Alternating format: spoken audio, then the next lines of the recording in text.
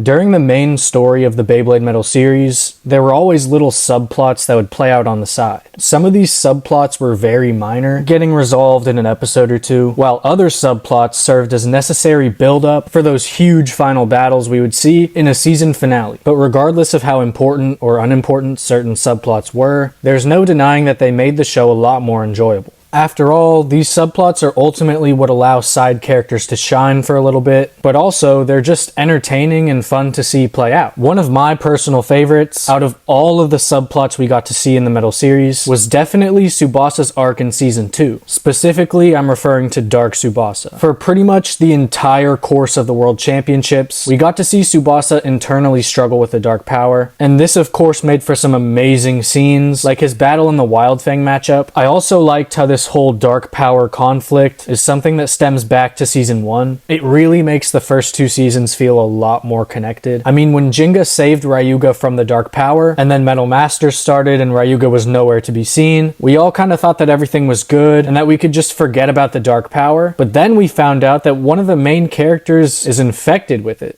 I mean, this was a great way to tie in Season 1 with Season 2, and on top of that, it even tied Ryuga back into the story, and it was of course great for Tsubasa's character. But the Dark Tsubasa storyline also makes me wonder, what would happen if he didn't get infected? Because again, this storyline took place right in the middle of the World Championships, the absolute worst time to get infected by the Dark Power. I mean, just imagine you're about to represent your country in basically the World Cup of Beyblade, and some evil presence completely changes your abilities and infects you. Is just not ideal. And because of that, I sometimes wonder if Tsubasa didn't get infected by the Dark Power and stayed relatively the same level he was in Battle Bladers, would Team Japan have gotten as far as they did? Honestly, I don't know. That question is for a whole nother video. I'm not going to dive into the details here, but I will say the answer to that question ultimately depends on how much stronger you think Tsubasa became with the Dark Power. And for me personally, from what I learned off of my last video, he could be a lot stronger than what I thought. When I dropped this Dark Nebula video, I had a lot of comments saying that I was underrating Season 1 Ryuga, but more importantly that I was underrating the Dark Power as a whole. I kinda just gave some Season 2 Bladers the benefit of the doubt over Dark Power Ryuga and Reggie, just because Bladers from Season 2 get a lot stronger. I think the actual term for that is saying they got power crept, but anyways, Dark Tsubasa is from Season 2, and he showed that he is very relative to a lot of strong Season 2 Bladers. So, all of this has led me to wonder just how strong is Dark Tsubasa? Well, here's how I see it.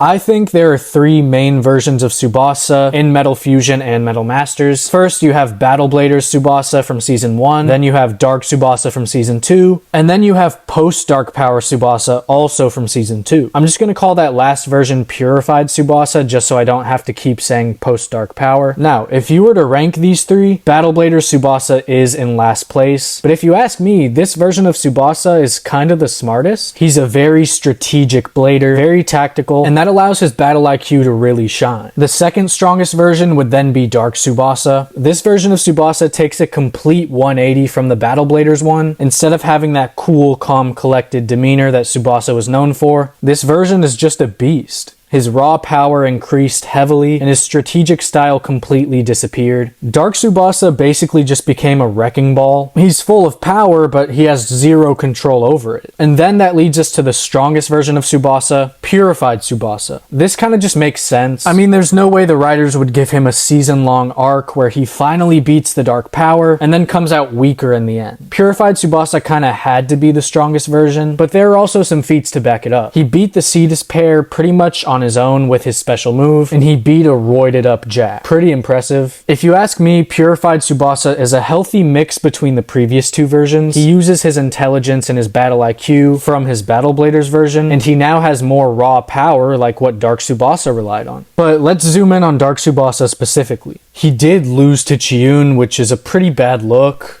But I'd argue that the Dark Power was slowly growing inside of Tsubasa, and by the time he got to the Sophie and Wales battle, he's probably a lot stronger. He also kind of self-destructed in that match, if I remember right. I'd usually just look past a loss like this because we all know he was a lot stronger than what he showed there, but for Dark Tsubasa specifically, it's very hard to ignore. His power is uncontrollable, causing him to go on wild rampages, which makes self-destructing a very real possibility if he's facing a strong opponent. I'm definitely going to to be factoring his uncontrollable style into my decisions going forward. So I'll start off by saying Dark Tsubasa is the second strongest blader on Team Japan behind Jinga, meaning yes, I have him above Masamune and Yu. But before we compare him to any other Metal Masters characters, I'm going to compare him to some Metal Fusion bladers. I think out of everyone in Battle Bladers, Dark Tsubasa would be ranked in the top 3 for sure. If we're talking about standard Jinga, standard Kyoya, and possessed Ryuga from the Kyoya battle, I have Dark Tsubasa in first place above all of them. I think his raw power is just far too great for these 3.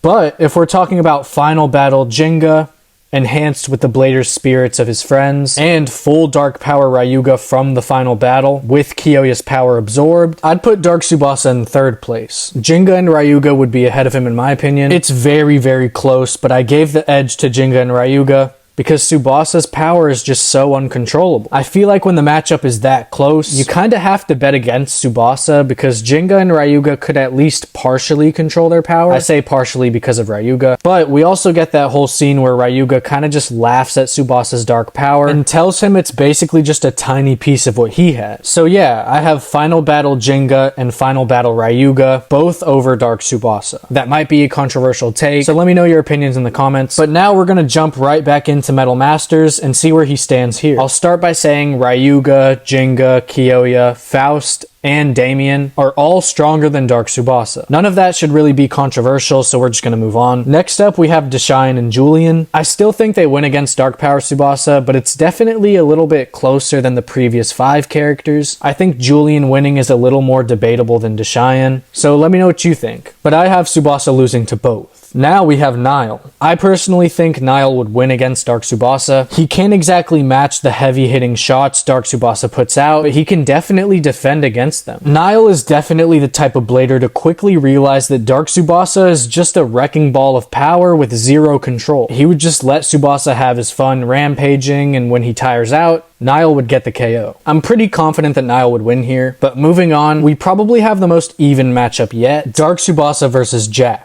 We know that Purified Tsubasa beat Jack, but could Dark Tsubasa do it? For me, this one could be 50-50. I just don't know if Jack can survive Eagle's crazy rampages, but at the same time, I could see Jack just letting Tsubasa tire himself out and then finishing it off with his special move. Again, it's very 50-50.